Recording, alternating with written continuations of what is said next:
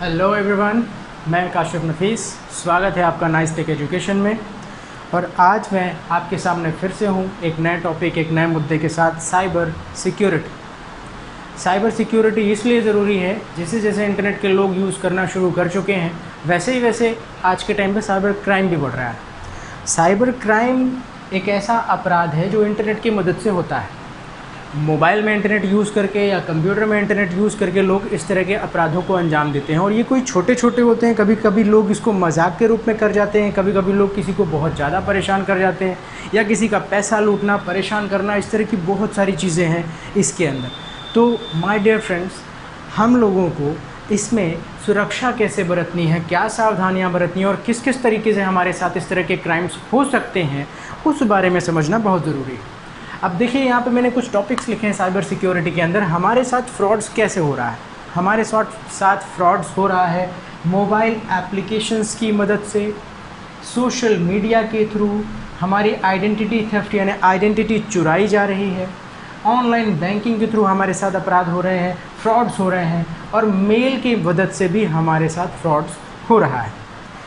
तो अब यहाँ पे जो टॉपिक है, मोबाइल एप्लीकेशन के थ्रू कैसे फ्रॉड हो रहा है, कुछ तो हम समझ जाते हैं और कुछ लोग समझ नहीं पाते। खासकर हमारे टीनेजर्स, जिन लोग गेम खेलते हैं, जो लोग छोटे छोटे नए नए एप्लीकेशंस ढूंढते हैं और क्या क्या उसमें कर रहे होते हैं।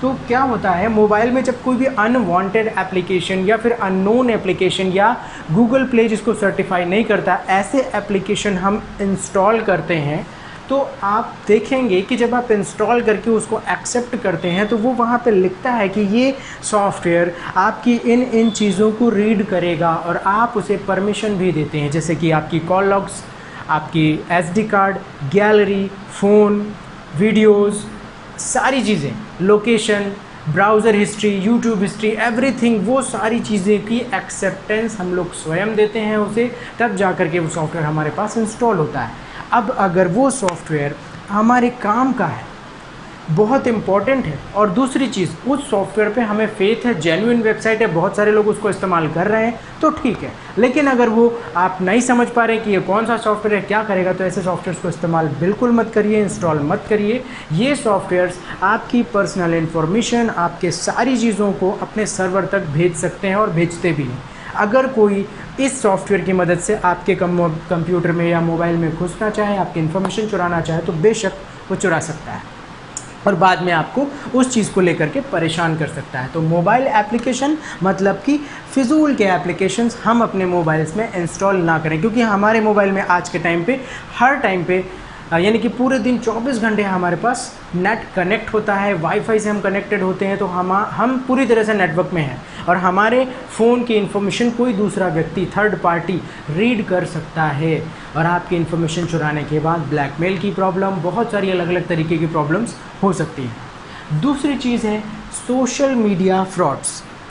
सोशल मीडिया फ्रॉड्स, आप फेसबुक चलाते हैं, इंस्टाग्राम चलाते हैं, यूट्यूब चलाते हैं, गूगल ऐप्स इस्तेमाल करते हैं, बहुत सारी चीज़ें इस्तेमाल करते हैं, तो आप सोशल मीडिया के थ्रू आपके क्या बोलते हैं, यूज़र आईडी का पासवर्ड ढूंढ लेना या क्रैक कर लेना। ऐसे बहुत सारे हैकर्स और क्रैकर्स बैठे हुए हैं जो इंटरनेट में कनेक्ट होकर के आपके फ़ोन का पासवर्ड निकाल सकते हैं। दूसरी चीज़, अगर इतने हाई लेवल में हम लोग नहीं रह रहे हैं जहाँ पे इतने टेक्नोलॉजी जानने वाले लोग हैं, तो ये भी जान लीजिए कि आपका फ़ोन 2 मिनट के लिए किसी ने लिया और उसने उसमें जो भी किया आपको पता नहीं चला, उसने आपका पासवर्ड निकाल लिया या उसको ट्रेस करके आपके फ़ोन से डिटेल को स्कैन करके अपने फ़ोन में ले लिया, और उसके बाद उस ब्राउज़र से आपके फ़ोन की सारी चीज़ें देख रहा है। तो इस तरह की चीज़ें भी होती हैं, और इसके बाद वो आपकी यूज़र आईडी पासवर्ड अगर जान गया, मान लीजिए जान गया, तो क्या करेगा, आपका फेसबुक अकाउंट में जाकर के कोई भी फ़ोटो पोस्ट कर देगा जो कि आपको सही नहीं लग रहा है, किसी को थर्ड पार्टी को परेशान कर रहा है आपके अकाउंट के थ्रू, ऐसा भी कर सकता है। तो ये एक ऐसा है जो साइकोलॉजिकल हमें बहुत ज़्यादा परेशान कर देता है। हम फ्रस्ट्रेट हो जाते हैं या डिप्रेशन में जाने लगते हैं कि मैंने ऐसा नहीं किया, लेकिन लोग अब मुझे ऐसा कहेंगे, जितने भी लोग मुझे जानते हैं। तो ये भी बचना है आपको इससे भी। आपका फ़ोन बहुत पर्सनल है, किसी को देने के लिए बिल्कुल भी नहीं है। 2 मिनट के लिए भी आप फ़ोन अननोन लोगों को मत दीजिए, उसमें 2 मिनट में ही सारा खेल हो सकता है, जान लीजिए। तो मोबाइल एप्लीकेशन में ये भी बता दूं आपको कि ऐसे ऐसे एप्लीकेशंस बन चुके हैं अभी के टाइम पे कि आपके फ़ोन की में एक लिंक आएगी मैसेज के थ्रू या व्हाट्सएप के थ्रू कि इस सॉफ्टवेयर को इंस्टॉल कीजिए। आपने क्लिक किया, इंस्टॉल किया, आपने उस पर भरोसा किया, वो सॉफ्टवेयर इंस्टॉल होने के बाद वो गायब हो जाता है, दिखता नहीं है आपको। तो आपने बोला उसको कि यार इंस्टॉल नहीं हुआ मेरे मोबाइल में, वो बोलेगा पता नहीं क्या हो गया, मैं तो दिया था, सही था वो। ऐसा करके वो सॉफ्टवेयर आपके मोबाइल में है पर हिडन है, और आपकी सारी इन्फॉर्मेशन वो थर्ड पार्टी जो देखना चाहता है वो देख सकता है। इवन ऐसे भी सॉफ्टवेयर है जो आपकी स्क्रीन को पढ़ते हैं, मतलब आपने कितनी टाइम खोला, उसमें आप क्या क्या खोल रहे हो, वो सारी चीज़ें उसके कंप्यूटर में, मोबाइल में दिखती जाएंगी। आपके व्हाट्सएप्स, मैसेजेस, किससे चैट कर रहे हैं, क्या कर रहे हैं, क्या बातें कर रहे हैं, सारी चीज़ें रीड की जा सकती हैं। इस चीज़ से बचना है आपको अपना फ़ोन बहुत सिक्योर रखना है, अननोन लोगों को नहीं देना है, ना ही पिन शेयर करना है, ना ही अपना यूज़र आईडी फेसबुक का वो आपको किसी से शेयर करना है। इन सब चीज़ों का स्पेशली ख्याल रखिए। फिर आइडेंटिटी थेफ्ट, देखिए ये एक छोटा सा अपराध है। कई बार ऐसा होता है कि हमें मेल आता है या मैसेज आता है कि आपकी लॉटरी लग गई है, आप गाड़ी जीत चुके हैं, आपकी नौकरी लगने वाली है, ये जॉब ऑफ़र है। ज़्यादातर हम लोग बेरोज़गारी से बहुत ज़्यादा परेशान हैं। हमारे पास मैसेज आता है कि आपकी नौकरी लग गई है और रिज्यूमे के साथ साथ अपने ये सारे डॉक्यूमेंट हमें फॉरवर्ड कर दीजिए। ओके, अब हम ये नहीं जानते कि वो कौन है, कौन सी कंपनी है, कहाँ की है, बिना जाने हम उनको सारी इन्फॉर्मेशन सेंड कर देते हैं बाय व्हाट्सएप या बाय जीमेल या ईमेल। आपने उसको आधार दे दिया, पैन दे दिया, बैंक पासबुक डिटेल दे दिया, आपने उसको फ़ोटो दे दिया, सब कुछ दे दिया आपने। अब वो ज़्यादा कुछ नहीं करेंगे, बोलेंगे हाँ ठीक है आप इतने दिन में आ जाइए। मान लीजिए उन्होंने पैसा मांगा, आपने दिया नहीं दिया, इतने में भी क्या करेंगे, वो जो आपकी आइडेंटिटी डिटेल्स हैं उसको वो किसी गलत जगह इस्तेमाल कर सकते हैं, मिसयूज़ कर सकते हैं। आपके आधार का, आपकी पैन कार्ड का, आपकी आइडेंटिटी का, कि ये व्यक्ति मेरे यहाँ काम करता है, इस तरीके से बहुत अलग अलग तरीके के। तो ये सिर्फ आइडेंटिटी चुराने का, आपको लगता है मेरा कोई नुकसान नहीं हुआ, मेरा पैसा तो नहीं गया, लेकिन आपकी वो आइडेंटिटी को वो कई जगह इस्तेमाल कर लेते हैं, किसी गलत चीज़ों में इस्तेमाल कर लेते हैं। तो इससे भी आपको बचना है। आप बिना जाने किसी को भी अपनी आइडेंटिटी वगैरह मत दीजिए, आधार भी मत दीजिए, ये आपको ध्यान देना है। हम जॉब ऑफ़र्स में बहुत जल्दी उतावले हो जाते हैं और सारी डिटेल्स भेज देते हैं उन्हें। हम पहले चेक करें कि वो कहाँ का है, कौन सी कंपनी है, कहाँ पर है, उसका रेसिडेंट, उसका ऑफिशियल एड्रेस क्या है, उसकी वेबसाइट क्या है। जब तक ये चीज़ ना पता चले तब तक आप अपनी इन्फॉर्मेशन उन्हें ना दीजिए, क्योंकि आप फेस टू फेस तो उससे मिल नहीं रहे, तो आप बाई फ़ोन कैसे भरोसा कर सकते हैं उस पर कि वो सही है या नहीं है, वो झूठ बोल रहा है।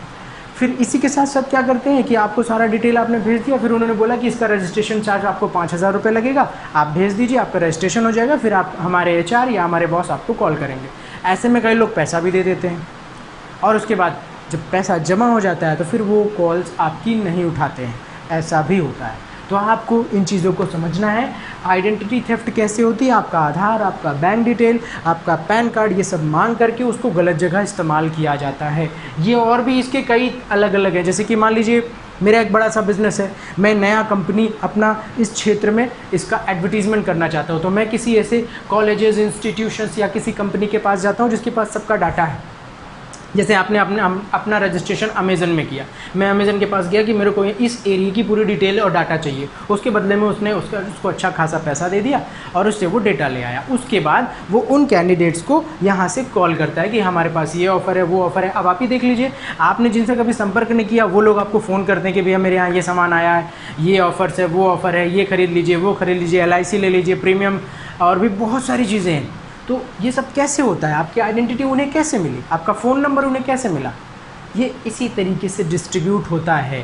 और ये कॉल सेंटर्स और भी कई लोग, या फिर मैं किसी का नाम नहीं लगूंगा, लेकिन कुछ लोग ऐसे हैं जो लोग इस चीज़ में बिज़नेस भी करते हैं। डेटा कलेक्ट करने के बाद वो डेटा दूसरों के साथ शेयर करते हैं और बदले में पैसा भी लेते हैं। Online banking frauds, online banking frauds बहुत सारे लोग इसका शिकार रिसेंटली हुए हैं। कैसे, आपको फ़ोन आता है कि आपका ATM बंद होने वाला है, आप अपने ATM की डिटेल, ये वो लोग इतनी चीज़ें रीड कर चुके होते हैं कि आपका ATM का नंबर सब बता देते हैं आपको कि ये आपका नंबर है, ये डिटेल है, इसकी बंद होने वाला है, इसका पिन और डिटेल बताइए, हम इसको आगे बढ़ा देते हैं। कुछ गरीब या बुज़ुर्ग जो पुराने हैं, जिन्होंने इन सब चीज़ों को नहीं जाना, वो बता देते हैं और उनके खाते से बहुत सारी रकम गायब हो जाती है। ऑनलाइन बैंकिंग फ्रॉड मतलब कि आपको पास फ़ोन में आया हुआ OTP किसी से शेयर नहीं करना है, आपका जो नंबर आपके बैंक में रजिस्टर है वो वाले नंबर को आपको सिक्योर रखना है। जो आधार आपके बैंक में रजिस्टर है उसे भी आपको सिक्योर रखना है। और कभी भी कोई भी बैंक से, देखिए बैंक आपको मैसेज करता है, सभी लोग जानते हैं, इस समय एडवर्टीज़मेंट भी आ रहे हैं कि बैंक आपको किसी भी सिचुएशन में या किसी भी संबंध में कॉल करके पूछेगा नहीं, आपको डायरेक्ट ब्रांच आना पड़ेगा। तो आपको किसी की कॉल सुननी ही नहीं है, कोई भी बैंक से आपको फ़ोन करे। आपको कोई बोलता है कि इतनी सारी इमरजेंसी, ऐसी प्रॉब्लम, आपका खाता बंद होना, ठीक है मैं ब्रांच आ रहा हूँ, ऐसा बोल दीजिए आप उनको। तो बैंकिंग फ्रॉड बहुत तेज़ी से हो रहा है। और बैंक डिटेल कैसे मिलती है? ये जो ट्रांजेक्शन्स के अलग अलग मर्चेंट्स बने हुए हैं, पे यू मनी, पे यू बिज़, आपका बहुत सारे हैं, तो ये अच्छे हैं, सही काम कर रहे हैं। लेकिन इन्हीं की तरह बहुत सारे ऐसे पेमेंट मर्चेंट्स आ चुके हैं जो लोग आपकी कार्ड डिटेल्स को शेयर कर देते हैं दूसरों के साथ, या फिर कभी धोखे ना धोखे से हम लोग शेयर कर देते हैं, या वो जो थीफ है जो चुरा रहा है ऑनलाइन, वो भी इतना तेज़ होता है कि किसी की डिटेल कभी कभी वो चुरा ले जाता है। तो ये आपका ऑनलाइन बैंकिंग फ्रॉड। यहाँ पे आपको अपना एटीएम नंबर, एटीएम का पिन, फ़ोन नंबर में आने वाला ओटीपी किसी के साथ भी शेयर नहीं करना है। अगला है मेल ट्रांसफ़र। मेल के थ्रू कैसे फ्रॉड हो रहा है? तो मेल के थ्रू ऐसे फ्रॉड हो रहा है, आपको मेल आएगा कि हाँ, मान लीजिए जॉब से रिलेटेड, कि आपको ये जॉब ऑफ़र है, आपकी लॉटरी लग गई है, आपकी ये इन्फॉर्मेशन हमें चाहिए है जिससे आपको ये मिलेगा। तो इस तरह के जो मेल अनवांटेड या एडवर्टीज़मेंट के तौर पे आते हैं, ज़्यादातर ये मेल स्पैम हो जाते हैं, लेकिन कभी कभी ये मेल आपके इनबॉक्स में भी आते हैं। और इनबॉक्स में ये जो मेल आते हैं, इसमें आपको जब तक आप उससे सेटिस्फैक्शन ना हो जाए आपको कि ये सही है, ये जेन्युइन है, ये प्रमाणित है, तब तक आप उस मेल का कोई जवाब मत दीजिए। ओके, या फिर मेल रिप्लाई करते हैं तो आप उससे पूरी इन्फॉर्मेशन मांगिए। जब आपको लगे कि हाँ ये सही है, तभी आप उसका कुछ इन्फॉर्मेशन रिटर्न कीजिए। तो जो आपके मोबाइल में मैसेजेस के थ्रू हो रहा है, वही आपका मेल के थ्रू हो रहा है। आपको मेल आता है नौकरी के लिए, आपको मैसेज आता है नौकरी के लिए, आपको मेल आता है कि आप अपने घर में टावर लगवा लीजिए, और जिसके आपको एक घर के एक व्यक्ति को नौकरी देंगे और 20-25 हज़ार रुपये पर मंथ मिलेगा, और साथ में हम 1 लाख रुपये आपको टावर लगवाने में देंगे। तो ये क्या होता है, मेरे यहीं रिसेंटली नज़दीकी किसी गांव में ऐसा हुआ था कि उसने उनको कांटेक्ट किया, उन लोगों ने बोला कि ठीक है रजिस्टर आपकी डिटेल भेज दो। उन्होंने पूरी आइडेंटिटी भी ले ली, आधार ले लिया, बैंक डिटेल ले ली, फ़ोटो ले लिया, एड्रेस डिटेल सारा कुछ ले लिया। इसके बाद वो कहते हैं कि हमारे जो 4 अधिकारी जो सर्वे करते हैं वो लोग आपके यहाँ आएंगे, लेकिन सर्वे करने से पहले आपको रजिस्ट्रेशन चार्ज देना होगा उनके सर्वे का, जो कि 15,000 रुपये है, आप पे कर दीजिए और वो लोग आपके यहाँ आएंगे। उसने पे कर दिया, उसके बाद वो लोगों ने फ़ोन नहीं उठाया। इस तरीके की बहुत सारी चीज़ें हैं। तो हमें फेस टू फेस ही सारे ट्रांजेक्शन्स करने हैं, पेमेंट करनी है। आपको इस तरह फ़ोन और मेल के थ्रू सारी बातें सुन करके उनको मेल के थ्रू पैसे के लिए एग्री नहीं होना है, याद रहे। तो ये आपका मेल के थ्रू फ्रॉड। अब मेल में आप ये चीज़ जान लीजिए, हम एंड्रॉयड फ़ोन इस्तेमाल करते हैं और एंड्रॉयड फ़ोन जीमेल आईडी से चलता है। जी हाँ, एंड्रॉयड को बनाने वाला भी गूगल कंपनी है और जीमेल को बनाने वाला भी गूगल कंपनी है। गूगल ने एंड्रॉयड एप्लीकेशंस बनाए हैं और जीमेल भी गूगल ने बनाया है। तो हम जब भी एंड्रॉयड फ़ोन परचेज़ करते हैं तो उसमें हमें जीमेल आईडी ही रजिस्टर करनी पड़ती है। अब जीमेल आईडी जो आपके फ़ोन पर डली हुई है, वो जीमेल आईडी में आपके फ़ोन के सारे जो ऊपर से नीचे तक डेटाबेस है वो सब इसमें दिखाई दिए जा सकते हैं। हम या कोई जो इंटरनेट का अच्छा खासा जानकार है, उसे आपका जीमेल आईडी और पासवर्ड मिल जाता है, तो वो आपकी पूरी दिनचर्या बता सकता है कि आपने कब कौन सा एप्लीकेशन इस्तेमाल किया, कौन सी चीज़ें सर्च करी, गूगल पे क्या सर्च किया, यूट्यूब में क्या देखा, कब किसको लाइक किया, कौन सा एप्लीकेशन कितने बार खोला, रात को कितनी देर तक आप फ़ोन पे ऑनलाइन थे, सारी इन्फॉर्मेशन पता की जा सकती है। जी हाँ दोस्तों, तो इस चीज़ से सतर्क रहिए। आपको अपना जीमेल आईडी और पासवर्ड किसी को भी नहीं देना है। यदि देते हैं तो बीच बीच में चेंज करते रहिए। आप अपने फ़ोन में जो बैंकिंग एप्लीकेशंस इस्तेमाल करते हैं उसका भी पासवर्ड और जो भी पिन है आपका वो बदलते रहिए बीच बीच में। एक सा पासवर्ड या पिन हमेशा के लिए मत रखिए, ताकि धोखे से किसी ने पा भी लिया तो आपका बाद में कुछ दिन बाद वो पासवर्ड चेंज होने की वजह से वो उसको मिसयूज़ ना कर पाए।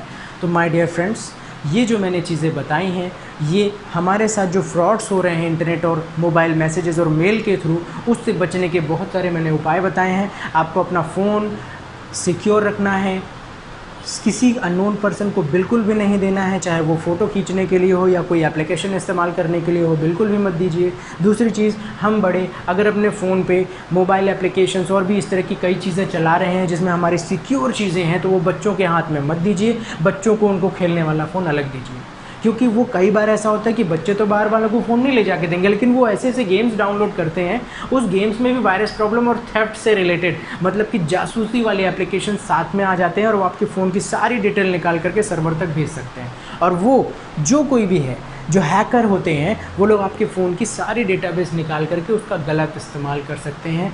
आप टेक्निकल और इंटरनेट और टेक्नोलॉजी से रिलेटेड वीडियोस या फिर आप इसकी मूवीज़ भी देखेंगे तो आपको पता चलेगा कि ये डाटाबेस कितना कीमती होता है। ये डेटा जो होता है, हमारी जो इन्फॉर्मेशन होती है, मान लीजिए आपने किसी से बात करी, किसी को वीडियो शेयर किया या कुछ बात पर्सनल आपने किसी से की, वो किसी को मिल गई, तो वो आपको ब्लैकमेल कर सकता है ना कि ये बात मैं दूसरे को बता दूंगा, तो फिर आपसे पैसे लूटेगा वो, आपको आपकी इन्फॉर्मेशन का मिसयूज़ कर रहा है, आपको डरा रहा है। तो इन सब चीज़ों से बचना है आप लोगों को, और इस टिप्स पे ध्यान दीजिएगा जो भी मैंने आज आपको बताया है। तो आज के लिए इतना ही। Have a good day.